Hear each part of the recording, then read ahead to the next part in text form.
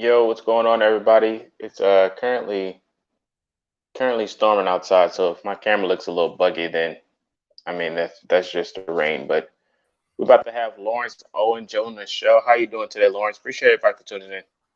Hey, no problem, man. I've missed a few of your offers in the past, but I'm really glad to be able to have the opportunity to join today, man. Hey, I appreciate you for joining, man. I really do. This live stream was kind of like a last minute thing, as if anyone can tell, because I didn't schedule it earlier during the week. If you guys haven't read my tweets or don't follow me on Twitter, feel free to do so. But I did also post in my YouTube, like what is it, like a story or whatever, like a little chat, that I've been working my day job again now. So the daily content and the live streams and everything is gone out the window. So I mean that's not there anymore. But I mean I'll still let you guys know when I do upload or not. I mean pretty sure some of you are aware of that situation already. So I do appreciate the ones that are already know and still are around. But we're gonna go ahead and hop into this live stream today. Today it's going to be an interesting topic. Today's discussion is who can be the potential breakout player for the Colts in 2021. So you guys can go ahead and get your comments rolling on that. Let me know your thoughts on that as well. We're going to have Mason join us in a few seconds. Don't know where he is, but he's going to be joining soon as well to give his input on the situation. But yeah, I've received a thread from Lucas because he wanted to be on the show but couldn't join. So he gave us his insight. I'm gonna let him go first, and then you can pretty much piggyback off of that topic, Lawrence. He says a preview from Robin's Flyers and Fallers, pretty much his article he wrote. He said Marvel Tell the third. He said I believe a ton in the upside that Tell has. He was the man, mainly highly athletic player, but raw coming out of college and going through a position change. But despite that, he developed well in 2019, displaying a solid coverage as a reserve cornerback and outstanding tackling efficiency, not missing a single tackle his rookie year. And after opting out in 2020, Tell is back and ready to show his development after a year off. If Rocky Sin doesn't prove himself this year, Tell can step in and be a bigger role long term and can prove to be a marvelous late round pick. So let me get your thoughts on that comment right there, Lawrence. You can go ahead. Now, Marvell Tell has the opportunity, but I mean, he's been off of football for a year, so I mean, I wouldn't expect it to happen right away. I wouldn't expect him to jump in and show a lot early, especially early this season. He's Mm-hmm. kind of got to get back into it. Could he by the end of the year? Very well could. He's got the tools, as Lucas said. It's just, man, he's got an uphill road to climb because I mean, like you said, he's got Rock Sin, who's walking into his third year, and that's generally that time that cornerbacks really get into it. And then the guy that's also out there on corner, TJ Carey, last year played very solid when he came in and played too. So, I mean, he's got an uphill. I mean, he definitely could. I think it'd be a great thing for the Colts if they ended up getting someone like Marvell Tell to break out and show, because there's been question marks at that second outside corner when we're playing nickel or dimes. To have someone break out at that position would be absolutely amazing, in my opinion. Yeah, absolutely. We're gonna have Mason join us now. Hello, Mason. Can you hear me? Hello, Marcus. Hey, Lawrence. How you guys Hey, doing? What's going on? hey, we're good, man. We were just talking about Lucas's breakout player potentially. He mentioned Marvell Tell the third. Is there any input you want to mention on Marvell Tell before you go ahead?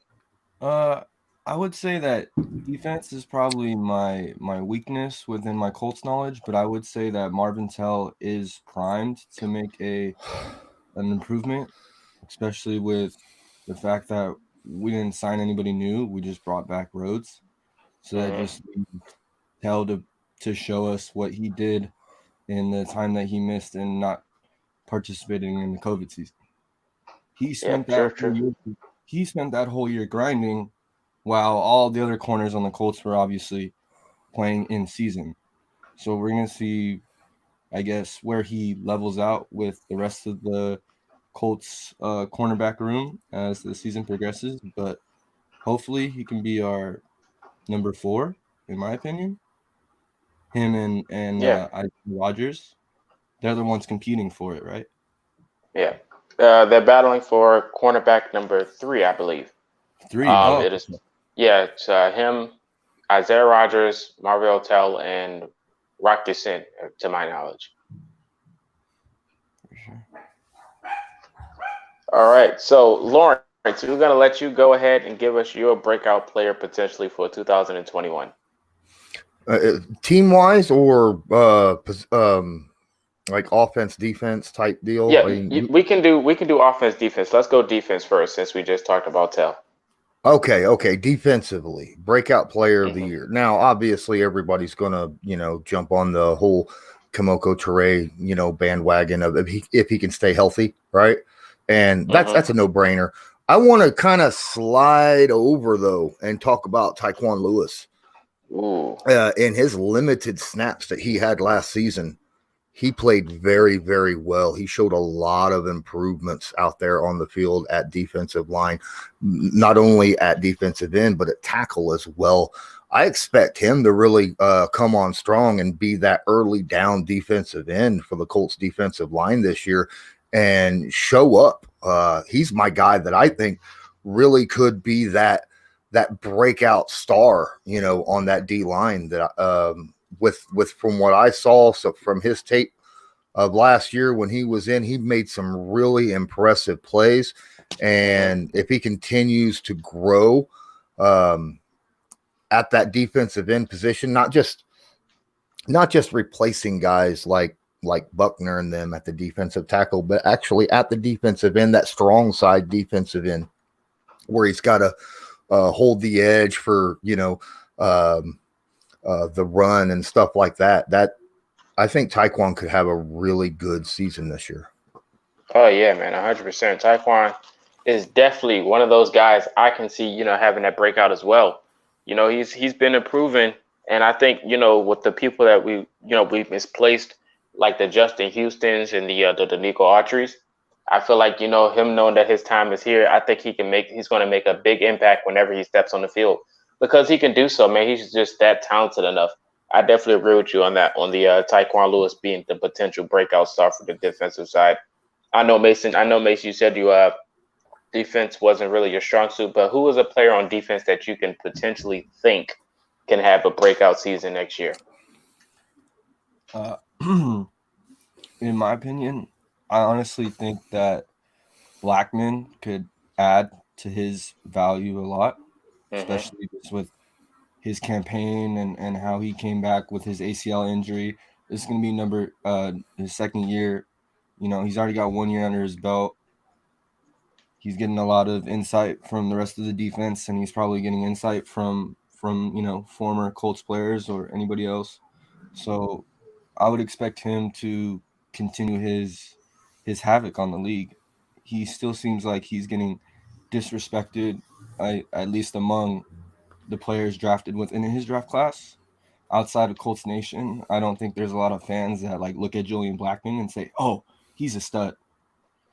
I feel like that's our opinion, and obviously we have some bias towards him, but he's produced a lot, and I think he could be, the Bob Sanders of our generation if he Mm.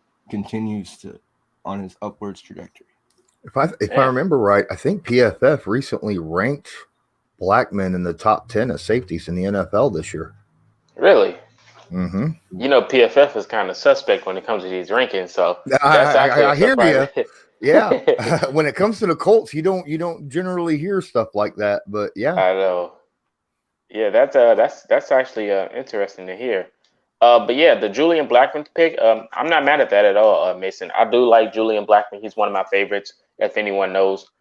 He's definitely super talented, has a very good upside, and he has potential. This is I say this a lot. Julian Blackman is the safety that came in, when he wasn't supposed to. I mean, he came in at the right time. It was unfortunate that Hooker got hurt, but Blackman filled that role exceptionally. He was a little inconsistent towards the end of the year, but rumors had it that he was dealing with an injury. But when he was healthy at the beginning, the dude was playing lights out. He was like one of those guys. It was like we didn't miss a free safety at all. So I loved him at the beginning of the year. Definitely, he had a very good key games.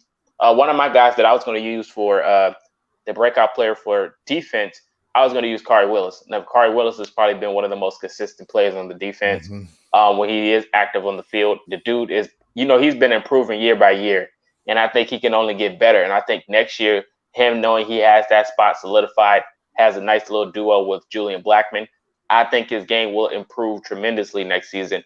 Plus, it's going to be a very tough year, so it's the only way to go up. And he did pretty good against good teams last year. So I think, us having our backs against the wall next year with a tough schedule, I think he'll have a decent year going into next season. I think he'll be a breakout player for sure. He has a really good upside as well. Could I also throw in Grover Stewart as like my two-way option? You sure can. I feel like obviously we all know and everybody knows in the league that DeForest Buckner is a wrecking ball, and he's like the leader of our defense besides Darius Leonard. But with him continuing to be amazing and our schedule is a lot tougher, I feel like our opponents are going to center in on Buckner a lot more this year just because of how much he mattered to our defense compared to the year that we didn't, or compared to the game that we didn't have him against the Titans. Like, that was such a big difference between when we have him and when we don't have him, that I feel like defenses are going to, give him the Aaron Donald treatment, and it's going to leave Grover Stewart able to increase his stats and wreak havoc in his own way. Yeah, I agree. Shout out to Cody for dropping in. Appreciate that that support for that. William said PFF is being nice to us for once. We got a Michael Pittman Jr. potentially. Yeah, all right. PFF is just crazy.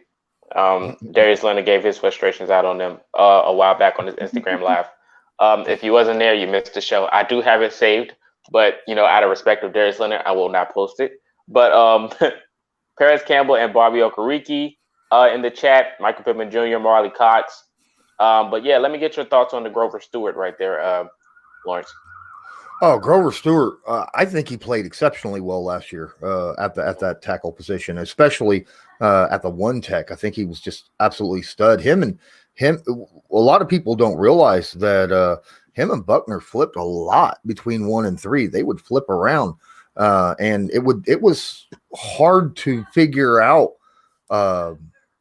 as the other team offensively blocking wise who you were blocking, because if you were man to man, you were kind of screwed. Zone blocking's one thing, but man to man, if you 1 second you think you got Stewart, next thing Buckner sitting out in front of you, that's a scary situation.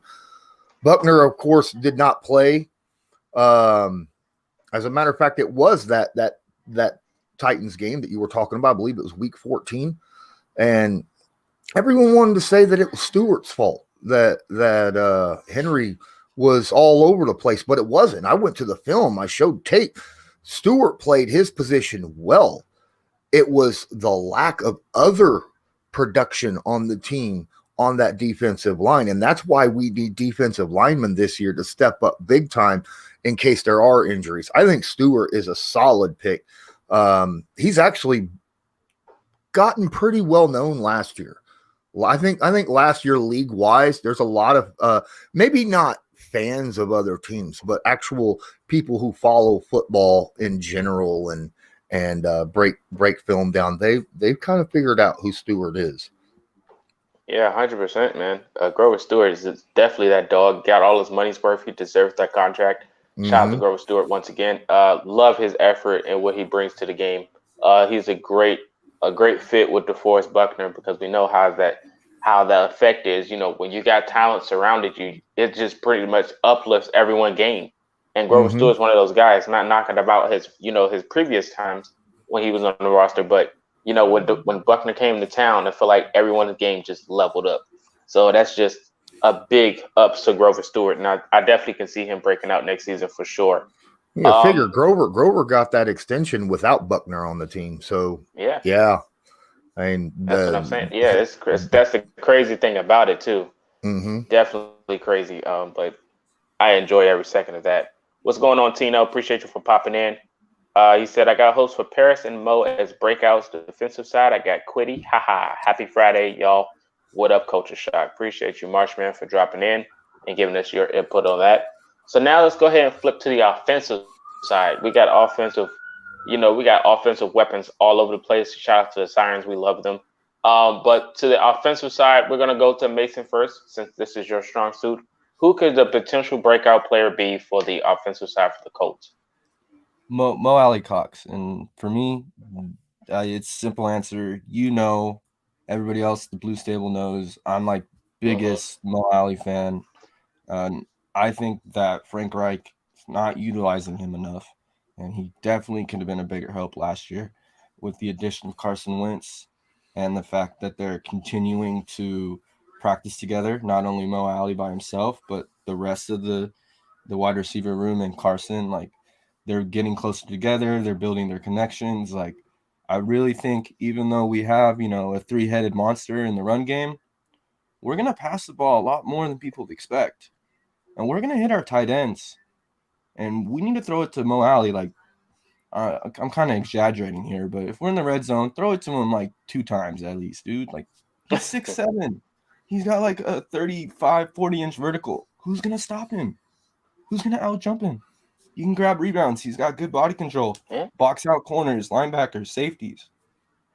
So I just feel like even though we drafted Grayson and, we got that Division II wide receiver and we re-signed T.Y., Mo definitely deserves to break out because he's just not getting enough love. Yeah, he isn't getting enough love. I agree. When you mentioned about the jump ball situation, about who's going to stop him, if Kenny Moore was on the opposite side, I would probably vote for him. But thank God they're on the same team because, Kenny Moore lost Darren Waller, and Darren Waller happens to be almost the same height as Marley Cox. But, it's all good. But Lawrence, give me your thoughts on Big Mo and give me your thoughts on who is the potential breakout. I think there's a misconception that Mo Alley Cox wasn't utilized enough last year. Mo Alley Cox was utilized a ton. It's just 5 weeks before he got hurt. Mo Alley Cox played as many snaps as Jack Doyle and more snaps than Trey Burton did last year. He was the 6th highest snap count offensive player on the team last year. Problem was we had an issue with Anthony Costanzo getting hurt, and we had a very immobile quarterback. So we had to use his blocking skills in order to help protect this immobile Phillip Rivers, right? He had his snaps. He was just out there doing protection rather than going out, which, helped. He helped in his own right by allowing the Colts to be a top 10 offense in the NFL, utilizing those blocking skills. Now, does he have receiving skills as well? Absolutely. And I think that you're going to be right, Mason. I think that because of the fact that we have more of a mobile quarterback this year, I think Mo Alley Cox will get a lot more route combinations called his way rather than have to be held in to block nearly as much this year. And he should get a lot more targets. And I mean, the first 6 weeks, Mo Alley Cox was the number 3 tight end in the NFL, right? Yeah. I mean, he got on a lot of people's radar, and then AC went down, and then you saw what happened. He had to be pulled in for blocking the rest of the season, basically. So yeah, I think this year, as long as we have health at that left tackle. Now, beginning of the year, Eric Fisher may not be out there. We might have issues with that. We might have to have Mo Alley Cox hold in, do some chipping or some heavy blocking or something like that. That might hold him back from going out for passes. But either way, Mo's going to be out there helping this team win. Yeah, 100%. Big Mo is definitely one of the highest priorities on offense because he can definitely be a threat if he is given the football. But we are going to need him for blocking as well. We're going to be passing a lot, but we're also going to be running a lot as well because we do have 3 potential running backs that can go get you yards at any moment. So he will be blocking for sure too. I'm pretty sure Frank Reich has something digged in his game plan because we all know he has probably the deepest playbook in the NFL because he has so much potential of what he can do. It's just phenomenal. I'm pretty sure I'll probably see a fake block from Marley Cox that he just gets open out of nowhere and becomes a receiver. But Marley Cox is definitely a potential breakout player for next year. Lawrence, let me get your next player for offense. I don't think I heard it. No, I haven't. And Mo is one of those guys that potentially could go big. I can't name a running back because all three running backs are names right now. All three of those running backs between Hines, Mack, and Taylor, I think, are known in the NFL, right? So you can't break out if you've already known. But Paris Campbell is that guy. I love Michael Pittman Jr. I think he broke out the last 4 games of the season last year. I think that was his breakout. I think that showed the NFL. A lot of people, he turned a lot of heads in that Bills game, right? So I think he kind of broke out already. I think Paris Campbell, please stay healthy this year. I know it's not on you. I know a lot of this is all about luck and things of that nature, but oh my goodness, I hope you at least play 14 games this year, because if he does, I think he's going to lead the team in yardage. Maybe not targets, but yardage, because his yak potential, his yards after catch potential is just nasty. Oh my goodness. I don't see how anyone can cover him. He is a 4'3" receiver that is 6 foot tall. All right. 6 foot tall. He's faster than T.Y. Hilton, but bigger than T.Y. Hilton. Okay. So he's got that speed, which means you need the smaller, quicker corners to cover him. But he's 6 foot, so he towers over those smaller, quicker corners. And if you put a big guy on him, to cover him that way, he's going to burn him. He's going to burn him. So Paris Campbell is that guy for me, man. I could see him easily, if he's healthy, getting over 1,000 yards receiving this year. I agree. Paris Campbell is definitely a freak athlete, in my opinion.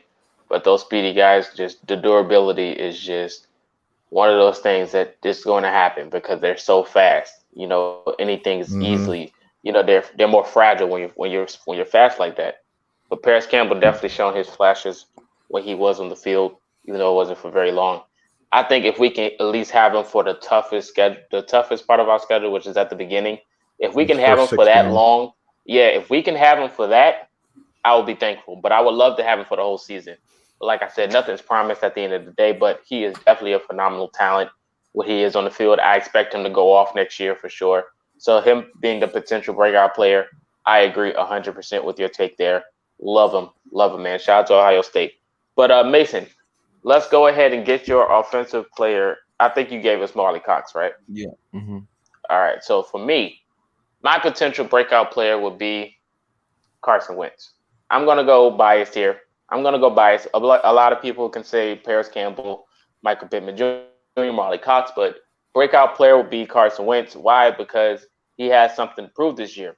Now, I'm not saying he's going to have the best season, and I'm not saying he's going to be perfect, but of course he's going to have his doubts. He's going to have some bad games, some good games, but I think it'll be more good than bad when it comes to Carson Wentz's performance. When you look at the offensive line protection he has going into next season, of course, it's not going to be 100% the whole year. But when you look at the Eagles team, the Eagles offensive line wasn't the greatest at all, but I think he did pretty decent in certain games as well. But when you look at, none of the Eagles teams had Quentin Nelson. None of them had, Mark. None of them had Brayton Smith. None of them had Ryan Kelly. So I think having this team as an offensive line and all these speed receivers and three running backs and a good coaching staff, you got a quarterback coach as your offensive coordinator. You had your old offensive coordinator as a head coach now. I think all these things plays a big role in Carson Wentz's performance going into next season. And I think he'll be mentally clear and mentally stable instead of, having the Eagles fan base trashing about his bad performances. I think that all played a big mental role going into, his inconsistencies. Now, of course, Carson Wentz, he has some insecurities, holding the football too long, not throwing it to open targets or certain things like that nature. But I think, he's been working on all these things to perfect his craft. So I'm going to use him as a potential breakout player going into next season. If anyone has any doubts, Lawrence, I can let you go first on that one. I'm not going to say it's doubts. Okay, Mm-hmm. Yeah. because to break out, it seems like that you aren't known. Yeah. Do I think he could be the comeback player of the year? Oh yeah. Oh yeah. But I mean, think about it. I mean, in 2017, the man had 33 touchdowns and 7 interceptions. In 2018, 21 touchdowns, 7 interceptions. 19, 27 touchdowns, 7 interceptions. Last year was just a really bad season, right? With a really bad team and a really bad coach and a really bad everything, media and fans crapping on him, and it just went downhill really, really fast. He's on a good team with players who believe in him, with a coaching staff that wants him, and a fan base that's excited to have him. So yes, Mm-hmm. I think Carson Wentz should have a really great season. Would I call it a breakout season personally? No. Would I call it um, a comeback season? To me, that's what I would call it, a comeback season, a season where, last year was not his identity, right? Yeah. That's Yeah. how I see it. And I agree with you, man. I really do think, is he gonna give us the quarterback ratings of 102 like he had in Doubt it. 2017 and 2018? Maybe not, Nah. but if he gives us a 2019 season where he had a 93 quarterback rating, that ain't bad, right? 27 touchdowns, 7 interceptions, 4,000 yards passing. I'll take that. 64% completion percentage. I'll take that. That's fine with me. That'll put the Colts in the top 10 again in offense. That's all Yeah. we need. Yeah. That's all we need. Most people forget about that. Some people forget about the struggling quarterbacks we did have that couldn't even get us a 70 quarterback rating. We struggled with Right? quarterbacks for a very long time. And I think, this is just a breath of fresh air. Let me get your thoughts on Carson Wentz, Mason. It's exactly a breath of fresh air. Everything you and Lawrence said is 100% true. The thing is, the Colts aren't trying to have Wentz play hero ball like he's playing in Right. Philadelphia. Okay, Yep. he's not that he was by himself in Philly, but Wentz on Philly was like, Russ on the Thunder without KD, literally trying See. to do everything by himself, trying Yeah. to overdo things and stuff. And that's why he's forcing throws, getting sacked too much, trying to run out of the pocket. Like, he's going to be so much more relaxed. He's in a way better environment, like you said. He's got his old offensive coordinator. He's got a bunch of new friends. He's focused. He's rejuvenated. Like, he just said, Zen, away with all the negative energy, and he's just going to do his best, whether that's 25 touchdowns and 3,000 yards or 35 touchdowns and 4,000 yards. He's going to do his best, and whatever happens, we're going to have to be okay with it because we know we took Wentz on like a grain of salt with this deal. So if Yeah. it goes bad, we've accepted that. But as Colts fans, we actually believe him truthfully. So, I believe that he's going to go off and, like Lawrence said, rather be the comeback player of the year rather than a breakout, because he broke out in 2017. Everybody just forgot about him because he took a doo-doo last season. Oh yeah. Really rough last season for Carson Wentz, but hey, it happens. Some of the greats have rough seasons as well, but it is what it is. He just needed a change of scenery, man. He just needed a change of scenery. He's been in Philly so long. He did what some people never had a chance to do, and that's win a Super Bowl. So you got that already off the slate, and I think now it's just him going back to his regular form. I think that's his biggest task, and going back to normal and being that quarterback that potentially almost won MVP. So him getting back to that is going to be exciting to watch. Unfortunately, he's had to be on the Colts, so we have to stick with the good and the bad, but we'll be okay. Well, if you guys have any questions in the chat or potential breakout players, please let us know in the comment section. Um, William Watton I got a said team DJ breakout Shark player. is underrated. I got a team breakout player for you. Say that again. I got a team breakout I'm player for listening. you. Hot Rod. I'm listening. He is Hot Rod. Rod? going to be the deciding factor in the season, no matter what. Just because no matter how good Carson Wentz does, no matter how good our 3 running back monster does, or our defense, no matter how many fumbles or turnovers we get, Hot Rod doesn't make our kicks, we don't go anywhere. So if Hot Rod has above 90%, Yeah, field goal they percentage, did bring it in.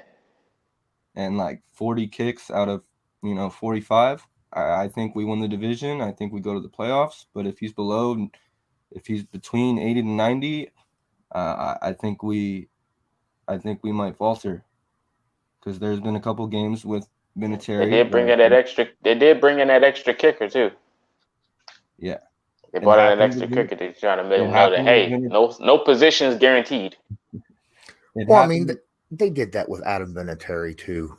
That's just a way of sparking them up and being like, it's not like they're expecting to replace him. That's about getting fire under him, getting competition, making him work harder. Well, they specifically did that. They did that to Vinatieri because he disintegrated so quickly, especially in that last season. No. They did that to Vinatieri back in like 2015, 2013. Yeah. I mean, they did that early on. They kept doing it every year, right? Yeah. Even the year when he sucked, they brought somebody in, right? Mm-hmm. Did they bring in Santos or somebody? Mm-hmm. They brought in a few people. That year he sucked. He had 3 different people that were. One of them actually kicked during the season and did pretty good for us. After Vinatieri got pulled, Frank Clark just got arrested. Oh, the defensive end for the Chiefs. Off that same thing. Yeah, they say he's facing up to 3 years in prison. The gun thing. Yeah, gun thing. That's a very big loss for the Chiefs. For Yeah, everyone that keeps thinking the Chiefs are going to keep making it back to the Super Bowl like it's just so easy. That's a big loss. William Walton said there in the chat about DJ Chark, that whole offense is underrated. Jacksonville's offense is nasty. Yeah. We're going to love them. As much as we're Colts fans and we talk crap on AFC South, we actually give respect when it's deserved. Yeah. That whole offense, I mean, they got really good players on that off. Their defense is trash compared to literally that year that Wentz should have won the MVP. That was the year that Jacksonville had the best defense in the NFL. And then just like that, boop, boop, boop, boop, boop. Now they're the worst defense in the NFL. But yeah. Ooh, Nano, nice. Getting a Xavier Rose jersey for your B-Day. Awesome. Hey, you better close the roads on your birthday then. Oh, gosh. You gonna wreak havoc out there? Definitely go wreak havoc. Tino, if you don't mind sharing how old you will be turning and what day is your birthday, so I'll probably remember to shout you out. How was your week, guys? Mason, you can go first. My week's been pretty good. I've just been mostly chilling. I landed an interview yesterday for a place that I've been wanting to work at for a few years now, at Park and Rec Center, where I coach basketball. I'm actually coaching a basketball team at the moment at my first game tomorrow for the season.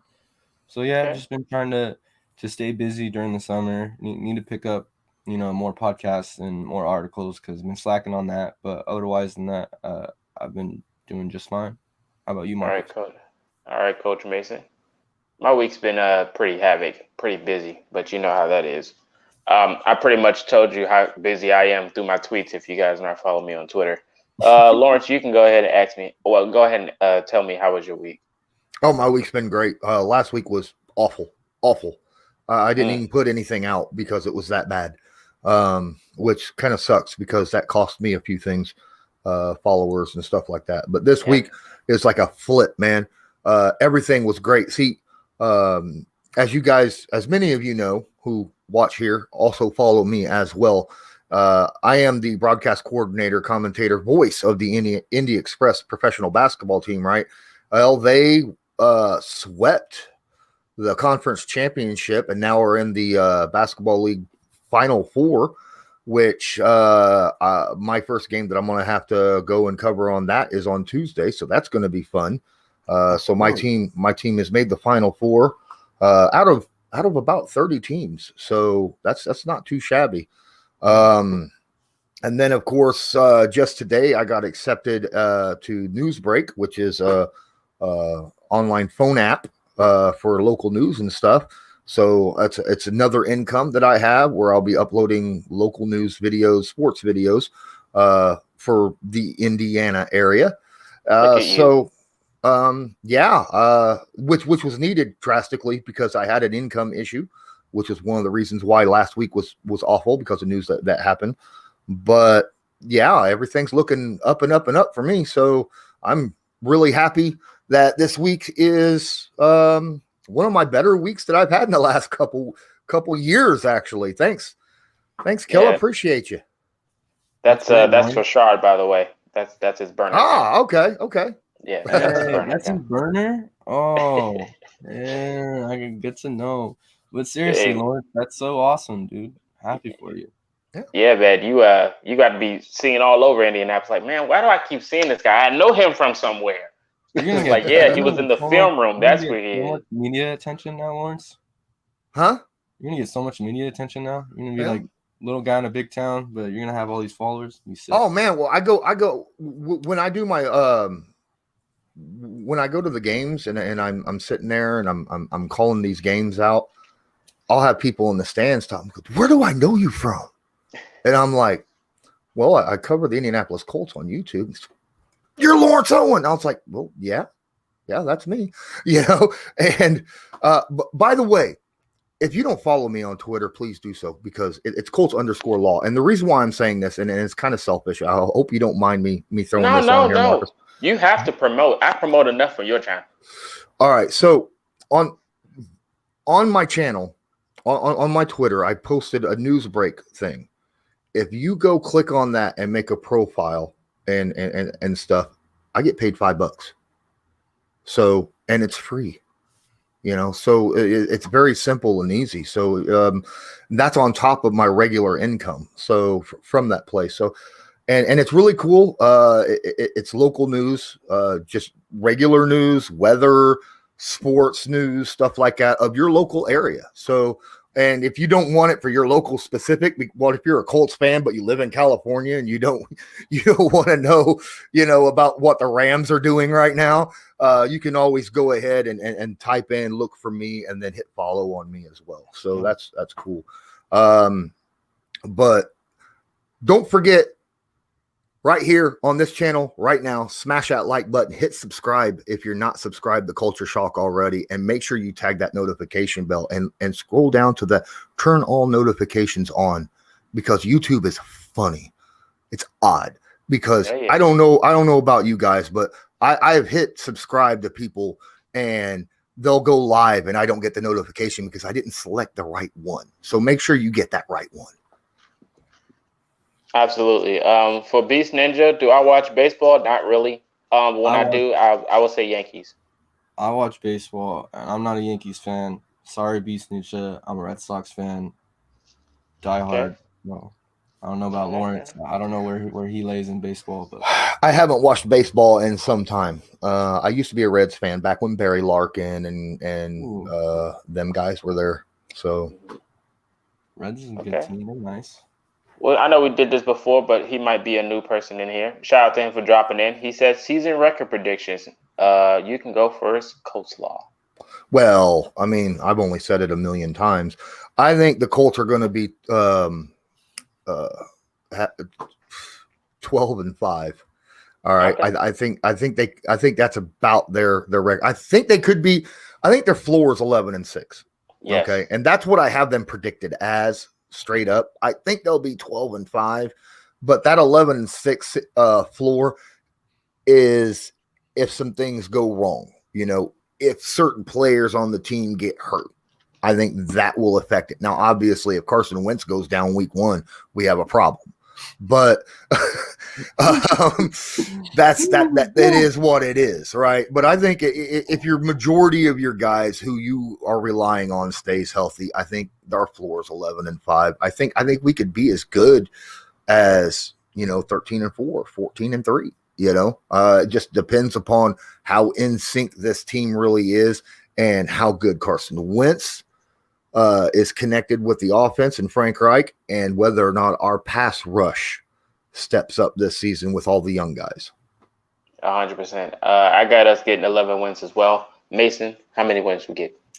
So my floor and my prediction, I'm probably on the minority on this, but I'm going to go with 10, 6, and 1. Mm-hmm. And I think we're going to tie. I'm guessing we're going to tie against the Bills, but we obviously might tie against somebody else. But I honestly think the kicking woes will catch up to us, and we will lose a game because Blankenship missed a kick, or we lose a game because of another team making a kick, one of the two. But as far as the ceiling, I'm agree with Lawrence in that 12 or 13 wins probably a sweet spot. Our team is dominant and balanced across the board, but we're not so good to where with our tough schedule we can get 15 wins. Like that's not realistic. We're facing the three of the top 4 divisions, or I don't know, I forget how many divisions there are in the league, but we're facing like 3 top divisions, AFC West, and then the AFC East and the NFC West. Those are the Yeah. 2 divisions that we face, and they're nasty. Yeah, they're all nasty. All 4 teams are at least good or amazing. So we're gonna have our hands full, and our team doesn't give up. So I expect 11 wins, but I don't. If I see more than 14, I'll be surprised. And if we get more than 14, I think we win the Super Bowl. But I will never call the Colts having a tie as long as Frank Reich is the coach. Because that's cool that you went out and you went out there, but Frank Reich goes for it on 4th down way too much for there to be a tie. He just doesn't look like a coach that will settle for a tie. You know, if it's 4th down and 4 to go, and he needs to get that 1st down to even attempt a field goal, you know, to win the game, I think he'll go for it rather than so that they could win the game rather than go into the overtime. I feel like that's the kind of coach that Frank Reich is, and he's shown it over the last couple seasons with, you know, some of the calls that, I mean, he gets burned a lot when he doesn't make it, and everybody's like, you know, oh my God, what were you thinking? But if he had made that, then everybody had been like, wow, he's like a genius, which he's made a few of those, you know, when you call him, you're like, wow, that's genius. So I just feel like that's how Reich is, and that's why I'll never pick him to go with a tie. Double-edged sword when he goes for it and he doesn't make it, but then when he goes for it, he makes it. He's up there. Got Colin Smith in the chat talking about hello, what's up, Lawrence Owen. Appreciate you for stopping by, Colin. Colts loyalist is in the building. I'm pretty sure a few of us know who that is. Appreciate you. He asked a question. He said, what's your over and under for sacks for our defensive ends? Lawrence, I'll let you go first. Who? Starting defensive ends or by person or as a team? I guess it's overall. Like the overall defensive end sack production. Yeah. So we're not counting defensive tackles. We're not counting linebacker, safety blitzes, or anything of that nature. So it's just if you have defensive end on your tag, then that's what we're counting. 28. So that's counting Pay. That's Pay, Teray, Lewis. Lewis has got DT and DE on his, so he gets a pass. Yeah. You know, all those guys, Al-Qadim Muhammad, Banagoo, all the 28 sacks. I think 28 sacks is my over under. Okay. I'll go 25. I'll go 25. I was about to say what you were going to say, Marcus, just because our defensive end group is probably the youngest group of people on the defense. And so they have the most to prove, and they're the most unknown. I mean, we really only have Tyquan Lewis's film from last year that Lawrence was raving about. So where we see a lot of crazy potential. And I mean, with Pay too. But, yeah, maybe Pay gets 5 sacks. Maybe Tyquan Lewis gets 5, but I don't see us getting more than 30 sacks. Well, it's like, okay, so like the guy, Rochelle, that we brought over. Oh, Rochelle too. Rochelle, defensive end, he averages 6 sacks a season, right? You got, you know, if you get some, and he's not a starter. So, you know, he was getting 6 sacks as a backup, which kind of remind a lot of Nico Autry, you know, about that age when we brought Autry in and producing about like the way Autry was.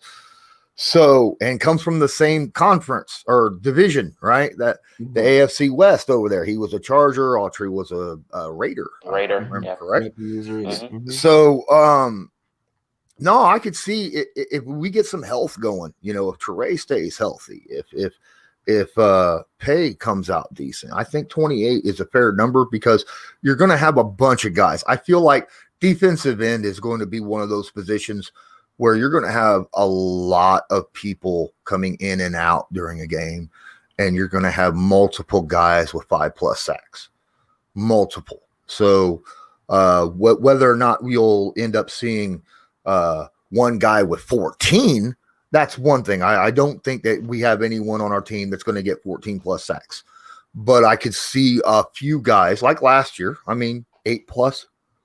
We had 3 guys on the defensive line with 8+ sacks last year, you know, and that's not including the backups. So I could see that. I could see it. Yep. He said, if we're at least forcing a QB out of the play, I'll be good, but nothing like a good sack. I will agree to that to the 1,000% because one of the issues last year was having every QB every week. I don't care what no one says. Every week, every QB had at least maybe 6 to 7 seconds to think about life, to either run out of bounds or to throw the football when somebody gets open out of nowhere because we're in zone. Like every game, I feel like every QB had at least 7 seconds in the pocket, no matter who it was. You know, the Colts were a top 5 team in quarterback pressures last year. Mm-hmm. Top 5. You won't think about it, but it is. They were. The problem is we were slow at the defensive end position. Yes, they were able to get the pressure, but we played against so many good quarterbacks that could scramble, like Aaron Rodgers and Allen and Watson and the Ravens dude, Lamar Jackson, guys like that. And this year we got the same situation, right? I mean, we got the same situation this year. We got Murray to add on to that. We got Russell Wilson to add on to that. A bunch of guys that we're going to have. That's why we went younger, to get that speed, because yes, we can get pressure on them, get them out of the pocket, but you got to be able to close the deal. All right. Because that's how we lost the Buffalo game in the playoffs. Yep. We were getting pressure on Allen. Allen was able to get out, extend the play, get all the way to the edge, throw it, first down. And we got to get that pressure faster. We got to get to him before somebody's able to get open. So I think that is the main reason why Houston and Autry was out, and now we got all these young guys looking to step up. And I think because of that, I think a lot of these guys should step up and perform to the level that we're expecting, right? That where they were expected to, where they were drafted, a ton of second-round picks. Yep, that is not his room at all. Looks pretty dope though. He walks, I feel like if you ask him to walk towards that wall, his whole green screen would just fall. No, man, my green screen's on my wall. Okay. So I would just bump my head. So let you know what happened. He said he lost his memory in a fire. He did. I did. Oh, I did. Yeah. 6 years ago, I had a house fire, and my whole house burnt down. That's insane. Yeah, I lost all my pets, a bunch of kittens. My wife and both my children were asleep when that fire started. They were able to get out, but not before they had, smoke inhalation. They were like, my wife was hospitalized for over a month. Lost everything I had. And then I started doing these videos about Colts, and I explained that in one of my videos, which is why I had no memorabilia at all, none. And one of the guys said, "Hey man, I got a Colts cave. That's mine, and I'll take some HD pictures, and you can use that as green screen." And I said, "Dude, you're awesome. Thank you." So that's what I've been doing. Yeah. That's insane. I never knew that, man. Yeah, yep. That was tough. I heard this a few times, but every time it feels brand new. Yeah. Well, what doesn't kill us, right? Makes you stronger. Makes you stronger. That's right. Shout out to the New York Rangers. If I had to watch hockey, I would say Detroit Red Wings. Why? Because that's the first team I ever watched when I did watch it. Question coming. Well, I do like pizza as well. You guys like pizza? Oh yeah. Yeah. And I saw his other comment. He said something about pineapple pizza. I love pineapple pizza. I don't know how you guys feel about pineapple pizza. Does it belong on pizza? Yes, depending upon the other toppings. Okay, I haven't heard. You get that what I'm saying? Yeah. Mm-hmm. Like a Hawaiian pizza with your Canadian bacon and stuff like that. Yeah, that's perfectly fine. I don't want it on a meat lovers. But pizza style, New York, Chicago, or Detroit? I would say Chicago. I would say Chicago. I've never had Detroit. I've had New York is like normal, right? New York is the big flat, really thin that you could fold over and eat. Yeah, and then Chicago is like your really round, deep dish. Now Detroit is squared off, very thick breading, and they cook it to where the cheese caramelizes basically on the edges, so it's crunchy. I'm getting hungry. Yep. My Twitter, Jack Johnson says my Twitter, Colts_law. Pretty easy.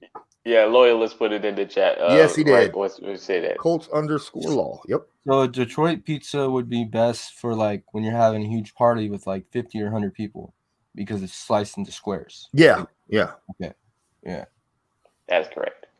If Eric Fisher is healthy enough to play, what game do you think he'll be back in? Game 9. Okay. Lawrence? Where did Justin Houston go? Justin Houston's still a free agent, just like Malik Hooker. If he's as healthy as I expect, I think he'll be back in week 4. I like that. Give me week 5. Any chance? I want week 5. Any chance that we sign Justin Houston as just like another, obviously like the depth piece, but he's not going to get as much playing time, but more of like a development mentor for the young. So we're going to hire him as a spirit animal? Yeah. Exactly. A Udonis Haslam role. That is so awesome. I think that we'll figure that out late training camp, maybe preseason 1. Yes. Because we'll find out a lot by that time. Do you think he's going to get looked at by other teams, or is it just he's been looked at? He's went and visited a ton of teams, just like Malik Hooker. Malik Hooker has went and visited a lot of teams. I think they're just waiting on the right deal. Yeah. There's a few teams that can use Hooker when the season starts. And a few of those teams he did visit could definitely use him. Unfortunately, the Dallas Cowboys went already and got somebody that had the same injury as him. But I think people with the same injury. I think Hooker was better than both of those guys. He went to the Dallas Cowboys, and him and 2 other safeties. All 3 of them had ACL injuries or Achilles injuries. Mm-hmm. And they hired the other 2 guys and not him because I think Hooker wanted more than what they were offering. Was it Keanu Neal, right? And Keanu Neal's the guy from the Falcons, right? Yeah, I think they got another guy that was injury prone. Was it Jabril Peppers? No, Peppers is still. I think Peppers is still a giant. Giant, yeah. Okay, but yeah, they did get 2 guys with an ACL injury. I can't think off the top of my head. But anyhow, remember Quincy Wilson? Well, of course I remember Quincy Wilson. He was playing with the Jets last season. He was the starter for the Jets last season with Pierre Desir. Yep, 2 former Colts. Yep. Wasn't Quincy the first? He wasn't the first draft pick. He was Johnson. Oh, Quincy Wilson. Quincy Wilson was a 2nd-round pick. University of Florida. The second ever pick by Ballard in his first draft, right? Didn't it go and Wilson? I think so. That hurts my heart to read that. That hurts my heart because I really wanted him out the draft. I feel like, he got drafted at the wrong time. Like, if we drafted him next year, like, oh, man, he would have worked out perfectly in this system. You would have thought Rocket Sin was. Quincy had issues with effort. That was the problem. That was his biggest problem. When I watched him in camp in 2019, he was making plays out there. But when it came to warm-ups and doing one-on-ones and stuff like that, it just seemed like he really wasn't all in on it. And that was the issue that I was seeing, and I think that's why Matt Eberflus moved on from him. Yep. What's going on, Cameron? If you guys can see that, it's in the YouTube comment section. It's my emotes. I'm pretty ugly, but That's the ones he's using. But yeah. He said, so who is the top breakout player? I think most of us can say Mo Ali Cox, to be honest. Yeah, I think his skill sets are awesome. And he played plenty of snaps last year, just not the snaps that, after week 6, just no snaps really to go out and get the ball. He was held in the block all the time. And this year, I think that he'll be able to go out there and catch the football a little bit more often, as long as Wentz is healthy. Now, I'll tell you what, if Wentz goes down and that's a great question. If Wentz goes down, then he's going to be held in the block a lot because the next quarterback that we have up is Eason. And Eason can play. He's got a cannon, but not when he moves. You don't want him to move and throw. Okay. I'm an Elliger guy. I want Elliger. He's got a cannon. He's accurate. He's an awesome, he's one of the best arm talents the Colts have ever had. But when he moves, when he has to avoid pressure and throw on the run, his accuracy goes like that. All right. That's from what I saw in college. Now I'll find out more this training camp because I'll be there and be watching him specifically. So if Carson goes down, I think Eason will end up playing, and I think that Mo and Doyle will end up having to stay in the block to make sure that he has clean pockets every time. So what you're saying is, even though Eason is highly athletic, he's basically Phillip Rivers outside the pocket. Eason. Yeah, no, I'm saying he's as bad as Phillip Rivers or Ben Roethlisberger. No. He's more athletic than Rivers. Yeah. And Rivers is accurate outside the pocket. He just can't move very well to get outside the pocket. Eason can get out the pocket. Mm-hmm. You just don't want him to have to move because once he starts moving, that's when his accuracy drops.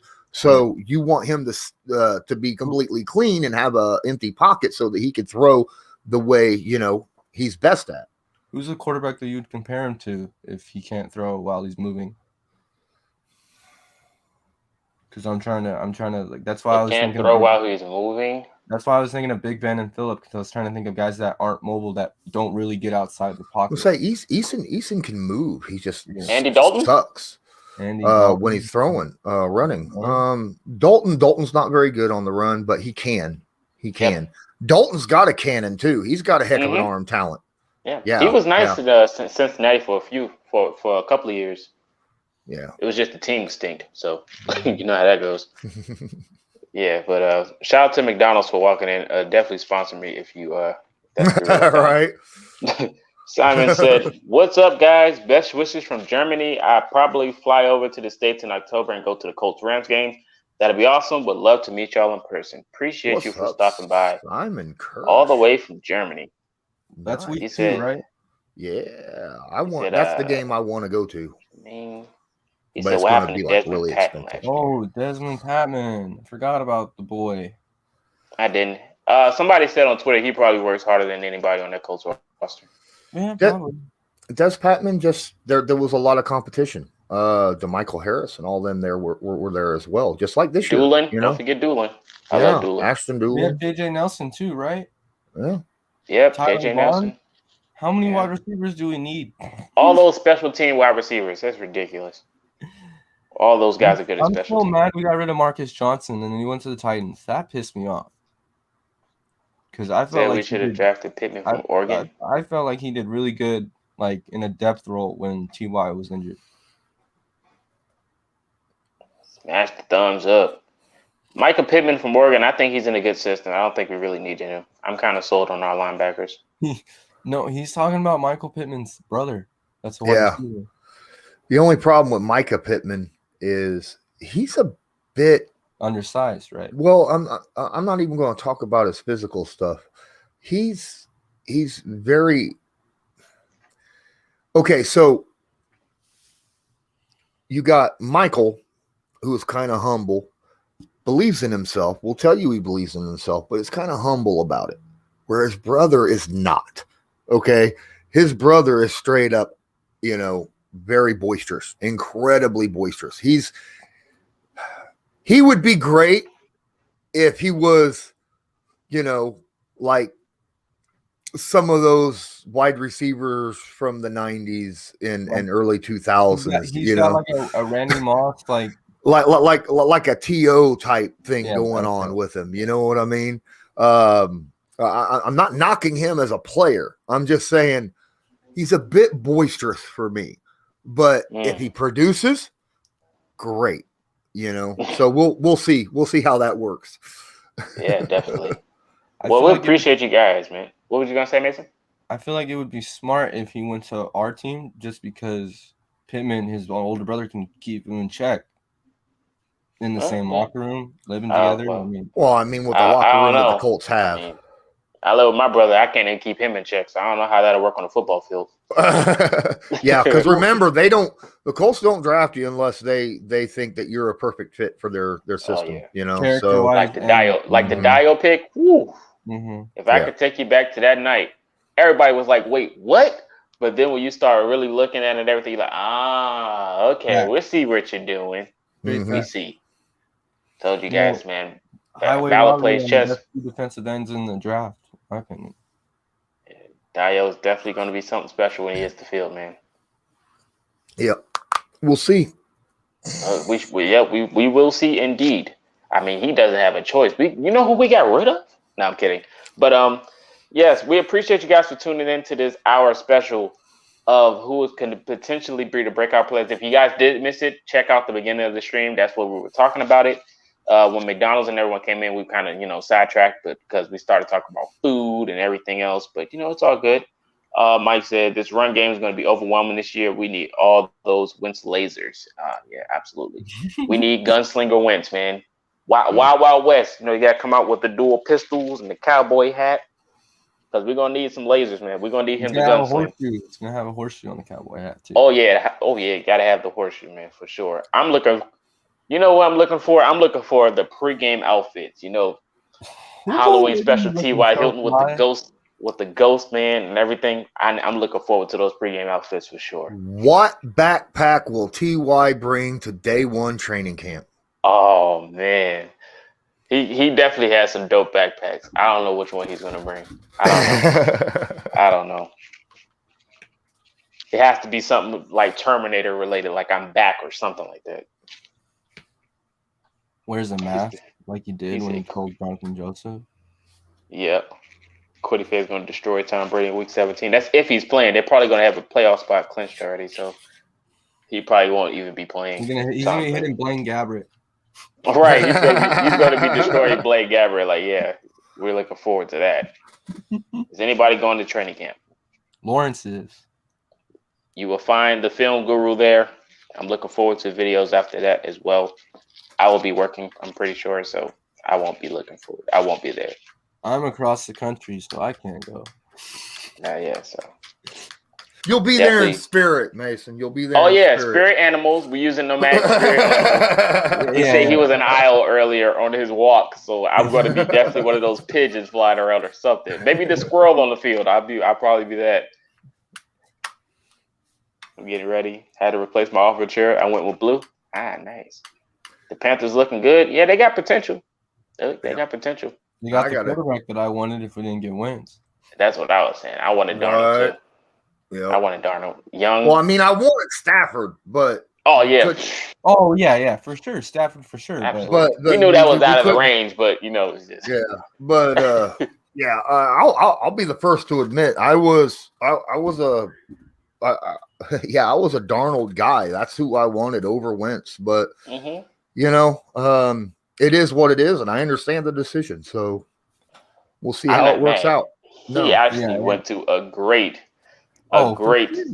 system with potential. Christian McCaffrey could pretty much do everything. Like, look, I could just hand him the football and we have a good chance of winning. I'm not mad at that. And then he got receivers in free agency and the draft.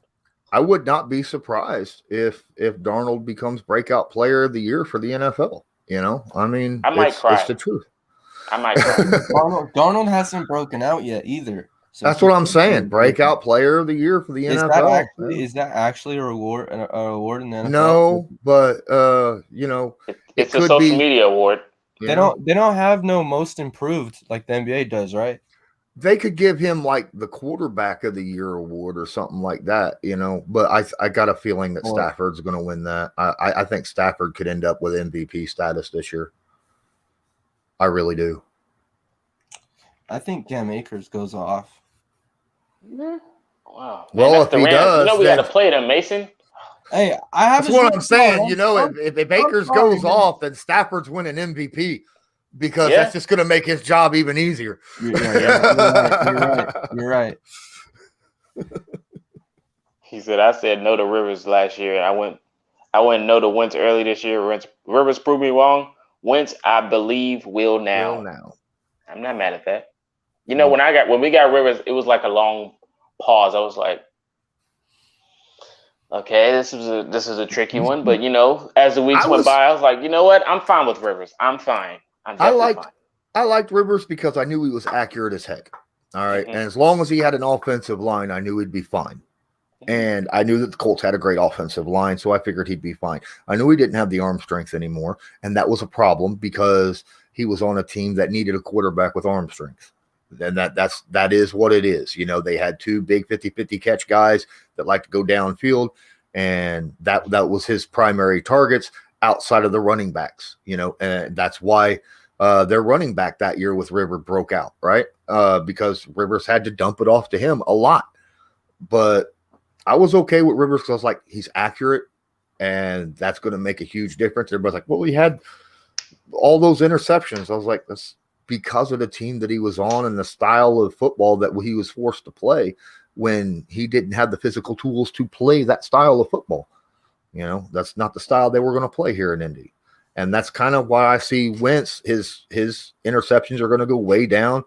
His completion percentage is going to go way up because this is a team, Frank Reich has proved it over and over and over with every quarterback that he's ever had, starting out with Luck and Brissett and Rivers and now Wentz. He's all about getting rid of that ball fast. Brian Hoyer. Never mind. I can't count Hoyer. I tried to erase him out of my mind. All right. I don't know about you. Like half a game. Fake Brady. We call him Fake Brady. But yeah, Frank Reich is all about getting rid of that ball out of that quarterback's hands as quickly as possible. High percentage, quick passing. And Carson, that's completely opposite of what Carson Wentz was playing in Philly, just like it was completely opposite of what Rivers was playing in the Chargers, completely opposite of what Luck was playing with the Colts before Wright got here, right?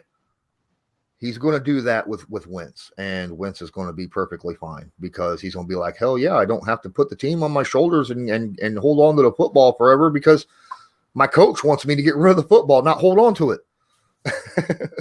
Yeah, 100%, man. Anything else, Mason? I was just going to say that I didn't mind the Rivers signing, and I knew exactly what I was getting because my whole family, or at least, yeah, I'd say my whole immediate family are Chargers fans. So I'm used to seeing the Chargers down by a touchdown in the fourth quarter and Phillip Rivers trying to come back, and then he throws an interception. Like, I'm used to that purgatory. So when we seen that in the Bills game, the Steelers game, I was like, oh no, Phillip Rivers is in that same situation again. So. But yeah, I mean, when you're forced to throw a deep pass and you ain't got the arm strength, it's not a situation you want to put the guy in. And it is what it is. And he was put in that situation a lot with the Chargers, and he never had arm strength. Even when he was first drafted, he didn't have one of the strongest arms in the NFL. So, I mean, it is because how can you have one of the strongest arms in the NFL when you're throwing it like this? You just can't. Yeah, I don't know why he maybe he found it from his arm slot from baseball, and he's like, "Oh, I'll throw a football now." He started throwing like that because he was throwing it as a kid, and the football was too big for him to actually grab a hold of, so he was throwing it like that, and it just went that way growing up. That makes sense. And no one tried to fix it as he got older because he was doing well with it. So no one was like, "Why fix what's not broken?" Yeah, it's not broken, don't fix it. Yeah.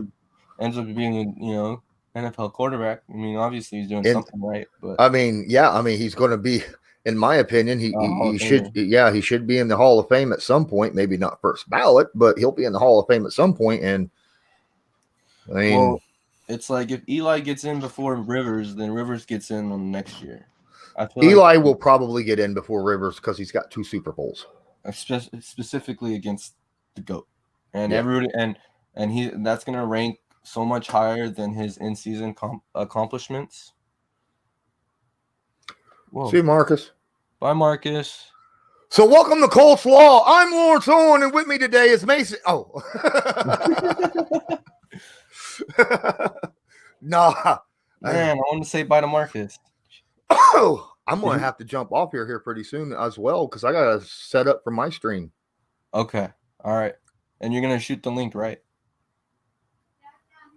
Shoot the yeah, I'll drop it in the chat that we have. Okay.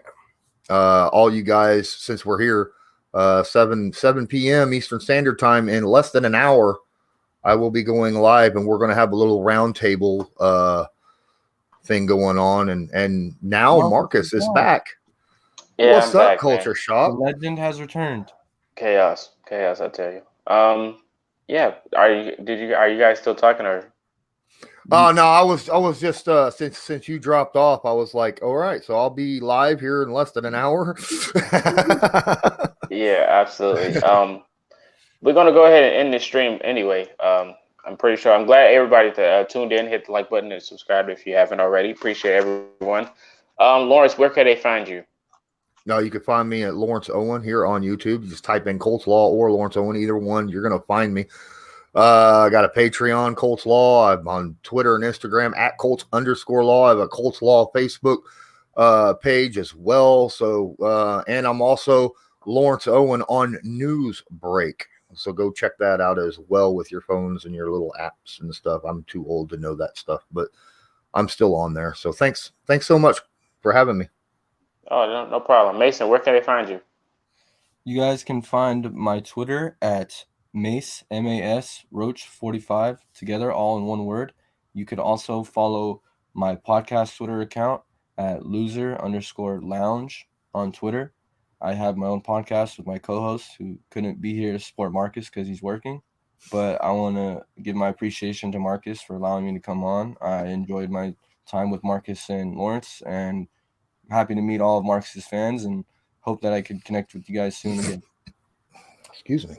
Yeah, absolutely, man. We appreciate you guys for joining the show. Got a nice little length in it, 1 hour and 13. Shout out to the trolls that came in the comment section. AKA Williams Rashad. said Moss Roach is his new nickname. Yeah, Rashad. Yeah, shout out to Rashad and his burner account. But we appreciate you guys for tuning in. We will be segueing over to Lawrence's platform on his YouTube channel in a few. So you guys, if you haven't followed him already, follow Colts Law, Lawrence Owen. Subscribe to his channel. He'll be live soon. You'll be finding us over there as well, talking some hot topics. But this is Lawrence. This is Mason. This is Culture Shock. I know I'm still your ending, but it's okay. But this is Marcus, and until next time, you've been Culture Shock.